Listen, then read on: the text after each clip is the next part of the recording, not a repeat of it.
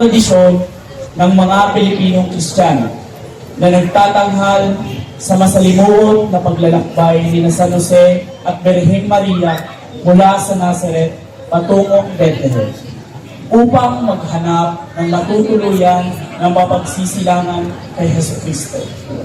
Ito ay hango sa salitang ugat na tuloy na isang magiliw na pag-anyaya o pagpapatuloy ng panauhin sa loob ng tahanan. Noong taong 1580, ipinakilala ni San Ignacio ng Loyola ang pagdarasal ng pamaskong nobena na sinubukan namang gawing isang pagtatanghal ni San Juan ng Cruz. Matapos ang ilang taon, pinagyaman ng mga misyonerong Espanyol sa Mexico ang nasabing pagtatanghal na tinawag na Las Posadas. At ito naman ay nakarating sa Pilipinas at tinawag na panunuluyan. Sa pagdating nito sa bansa, may ilang mga elemento ang binago ng mga Pilipino. Batay na rin sa ating mga kaugalian at tradisyon. Iba't iba rin ang bersyon at katawagan nito, tulad ng panunuluyan para sa mga Tagalog, kagharong para sa mga Bicolano, at daygon para sa mga Bisaya. Sa darating na Kapaskuhan, naway ating gunitain ang pagsilang ni Jesus ng may pasasalamat. Dalangin natin na sa mundong punong-puno ng pagdududa, kaguluhan, materialismo, at pag-abuso sa ating kalikasan, naway maging simbolo tayo ng Pasko. Sama-sama nating tunghayan ang pagsasadula ng kagharo. Nang panahong iyon, inutos ni Emperador Augusto na magkaroon ng patala sa lahat ng nasasakupan ng imperyo ng Roma. Ang unang patala na ito ay ginawa noong si Cyreno ang gobernador ng Syria. Kaya't umuwi ang mga tao sa sarili nilang bayan upang magpatala.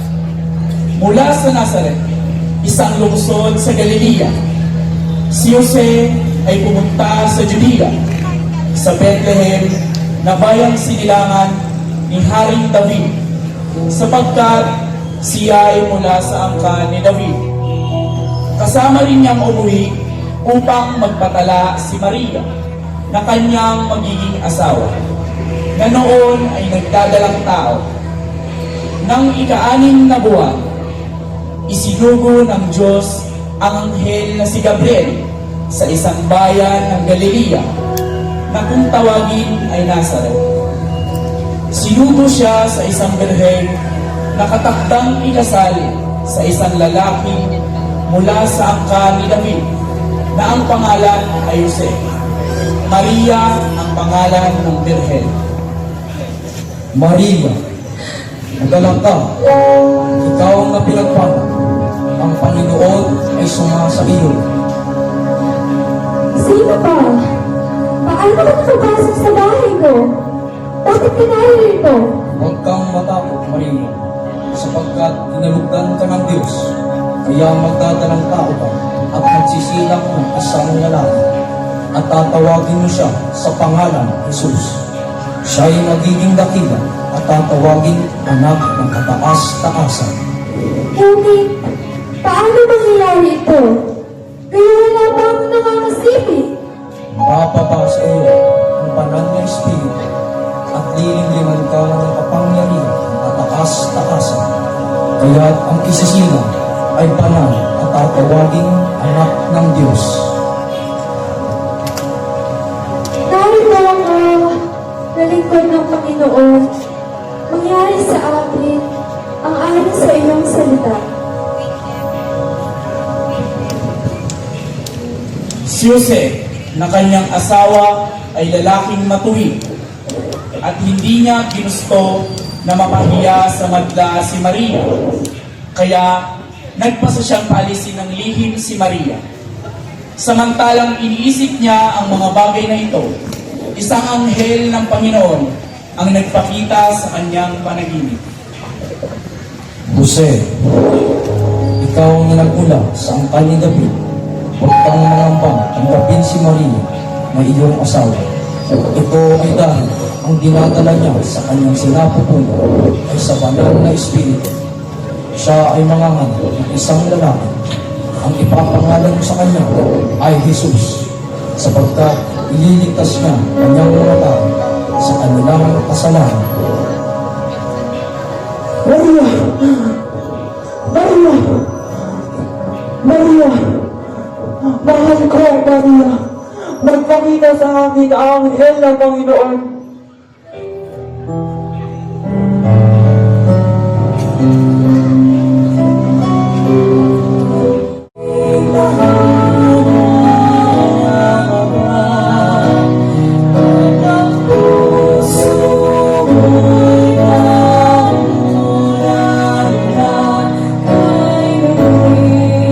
Dahil dito ay naiwan ang kanyang mga anak sa pag-aaruga ng kanyang mas nakakatandang kapatid na babae na lingid sa kanyang kaalaman ay wala nang ibang ginawa kundi pahirapan ang kanyang mga anak, tratuhin ng hindi wasto at pagmalupitan ng labis.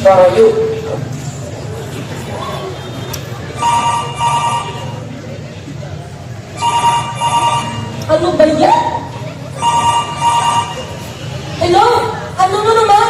Hello? Ate Telen, naipadala ko na po ang pera para sa mga bata. Ha?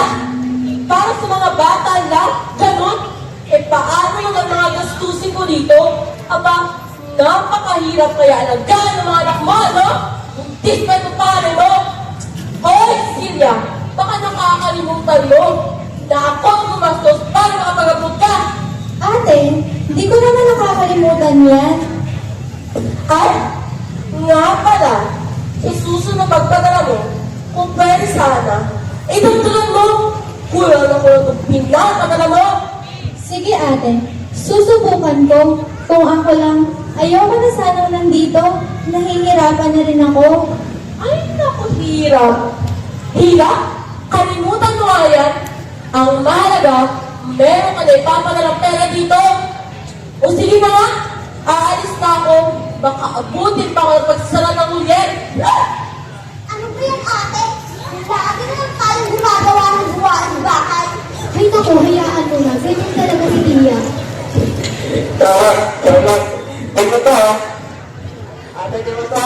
Ano ba yan, Clarence? Tumigil ka nga dyan. Ang kulit-kulit mo.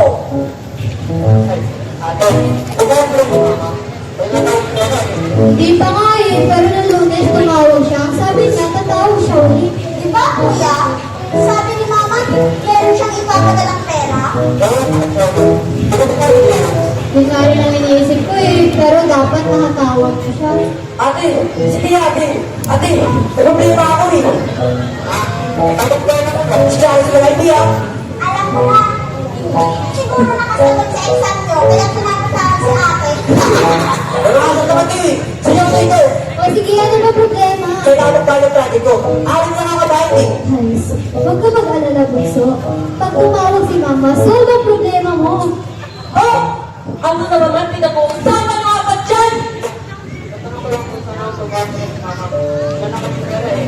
Hoy, hoy, hoy, hoy! Meron ba ito na padalanan niyo sa amin? Wala kayong pakialam. Unang-una, ako yung papakain sa inyo sa aking nalirahan. Pero Tia Melin, pera po namin yun sa dala ni Mama. Oo nga po. Huwag kang sumasabat-sabat dyan. Pero Tia Melin, paano pag-aaral namin? Aba, eh di pa utang ko kayo. Tia, ano naman po ganun? Pera po namin yun sa dala ni Mama. Huwag mo nga akong sinisigawan. Hindi ko nga na sinisigawan, Tia. Ako sumasagot ka na. Kung ayaw ninyo sumulakad sa tahanan ito, magsinayas kayo! Alis! Ako? Ako tinatakot ninyo? Mga twisted! Tia, maawa naman po kayo sa amin. Pero niya kay Mama.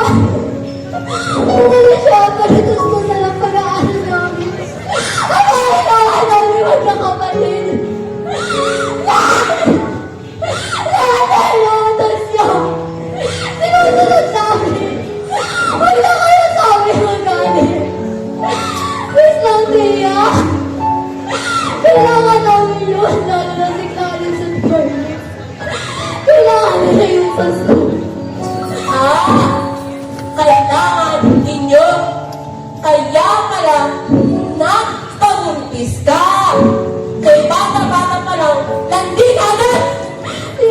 naman po iba yung usapan. Ito kailangan ninyo. Vincent! Awalan niya! Babayan! Huwag kang tumatawag dyan! Ikaw! May kahalan! Hindi kita ako! Nasaksan ako.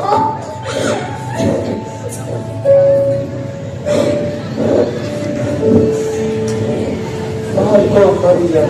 Diyan ka lang. Titingnan ko kung may tao sa bahay na yun. Tao po? Tao po? May tao po ba dyan? Sige lang, Charlotte.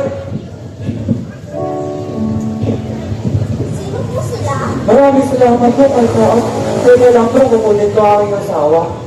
Mahal ko, may tao sa bahay na yun. Halika, papatuloyan tayo. Magandang gabi sa inyo. Maaari niyo po ba kami patulungan? Charlotte, sino yan? Magandang gabi po. Ang aking asawa ko ngayon ay malapit na mga anak. Maaari niyo po sa namin patuluyan. Pasensya na po kayo. Hindi ko po kayo papatuloy. Gusto po sana matulungan. Kaya lang, hindi ko sa amin ang bahay na ito. Saan po kayo nakulit? Pasensya na po kayo. Pagpalain kayo, po may kapal. Paalam na sa inyo, anak. Kasi, huwag kang mag-alala. Marami pa tayong matatagpuan na pwedeng tumulong sa atin. Huwag ka mag-alala, Maria.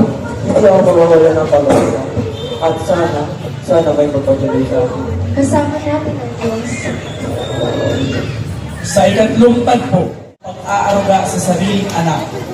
Ating saksihan ang problemang dulot nito sa paglaki ng kanilang anak. Hello? Asan yung presentation? Ilang araw na yun? Kailangan natin, papakita na natin yun. Nakasalanan Hindi na nakakastapos. saan? Ano ba yan, Lisa?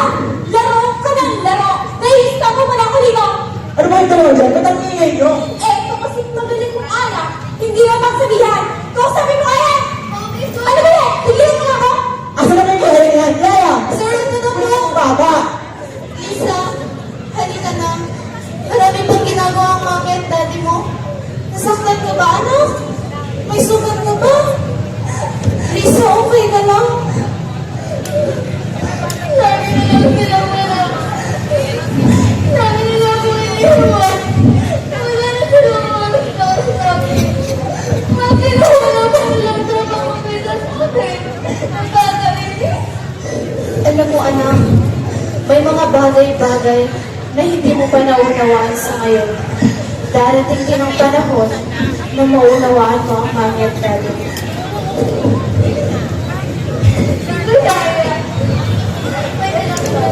Oo, mayroon. Oo, mahal kong alaga. Kailangan kasi, paano kami mabubuhay? Paano ang kanilang pag-aaral kung wala kang trabaho? Minsan kailangan ng sakripisyo. Kaya nagtatrabaho ang mami at daddy mo ay para na rin sa kinabukasan mo. O, smile ka na. Very good, mahal kong alaga. Doon ka muna ha. Magtatrabaho ka na si Gaya. Mahal ko, pagod ka na ba? Oo, mahal. Baka maaari mo na tayo magpahinga sa gate. Sige, mahal. Sumantay ka muna sa akin, braso.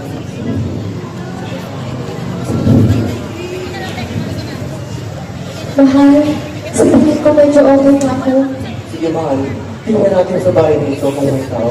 Baka sakaling kayo patuloy. Tao po? Tao po? May tao po ba? Sino po sila? Ipagpuman ninyo ang aming pangangabayan. Ngunit ang aking mahal na asawa ay malapit na mga anak. Bali niyo po sana aking matulungan. Ako po ay nahihirapan na. Sana po ay mapagbigyan niyo na po ang aming ibig. Ako po ay isang hamak na katulong lamang. Ngunit tatawagin ko po ang aking amo. Sandali lamang po. Maraming salamat po sa inyo. Sir, may tao po sa labas na kailangan ng tulong. Mga anak na raw po ang asawa. Ay hindi, palisin mo sila! Pero sir, Jaya, makinig ka sa boss mo kung ayaw mo mawala ng trabaho. Ay, ka naman dito at aayusan pa kita. pasensya na po. Ako po'y hindi pinayagan na kayo patuloyin. Kung ako lamang po sana ang masusunod, patutuloyin ko po kayo. Subukan niyo na lang po sa ibang bahay. Ganun po ba? Sige po at maraming salamat po. Jose, kasama natin ang Diyos. Kaya mo pa ito, mahal ko. Kaya ko pa. Kakayanin natin ito, mahal ko. Halika, pumunta tayo sa bandarol. Magbabakasakali tayo. Halika. Sa pagkakataong ito,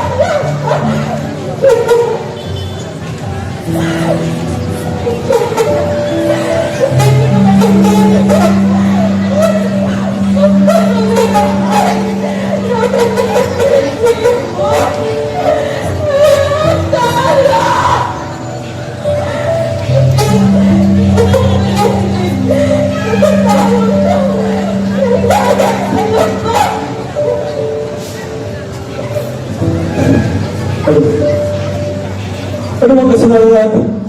Para na nasunod ng itong sakit. Sabi-sabihin na wala ka sa akin. Lahat ng pangarap natin, luminaw sa bawat pamis ng tao.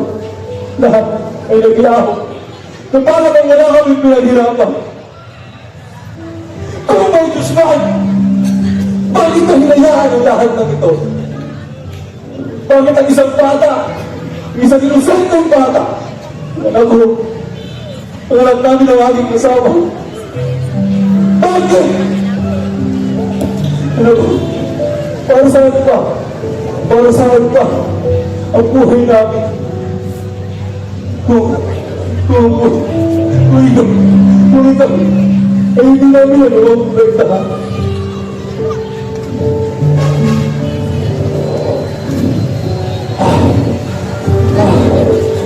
Tao po! Tao po! Sigar! Buhay pa sigar! Hindi! Buhay pa! Buhay pa sigar! Hindi ka! Buhay wala! Talo! Talo! Tao po! Tao po!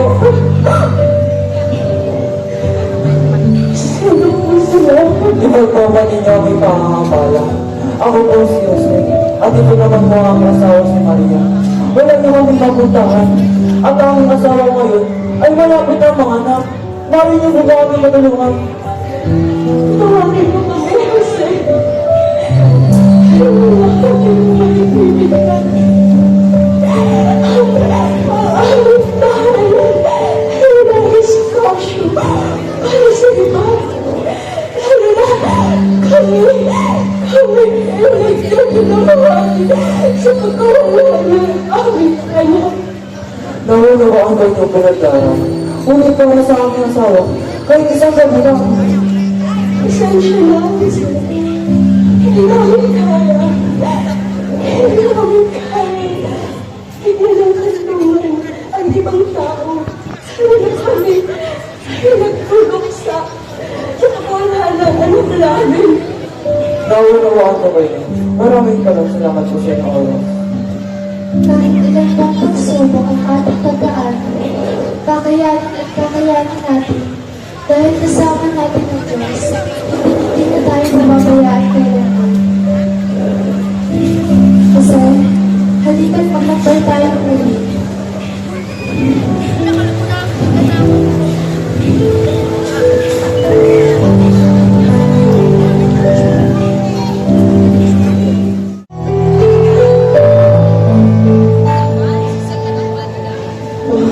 Kung hindi sila, Malapit na, Jose! kung nakita ko ng kuya, dito na muna tayo magmalikas. Kaya mo ba mahal mo? Malapit na, anak. Kunting isa lang mahal. Halika, dito na muna tayo. Dahan-dahan lang mahal mo.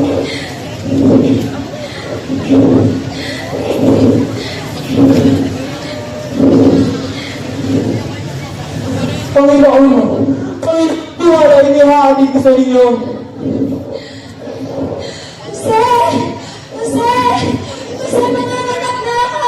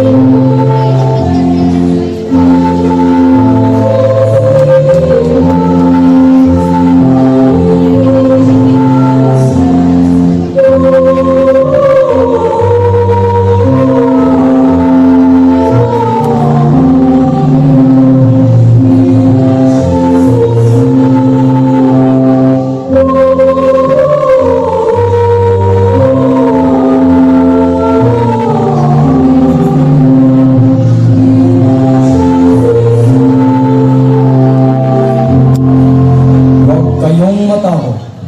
Ako ay may dalang magandang balita para sa inyo na magdudulot ng malaking kagalakan sa lahat ng tao. Saan naroon ipinanganak ang magiging hari ng mga Hudyo, sapagkat nakita namin ang ilaw sa silangan at nabarito kami upang sambahin siya. Isinilang na ngayon sa bayan ni David na tagapagligtas ang Kristo Panginoon. Ito ang inyong palatandaan. Matatagpuan ninyo ang isang sanggol na napapalot ng lamping at nakahiga sa isang sabsab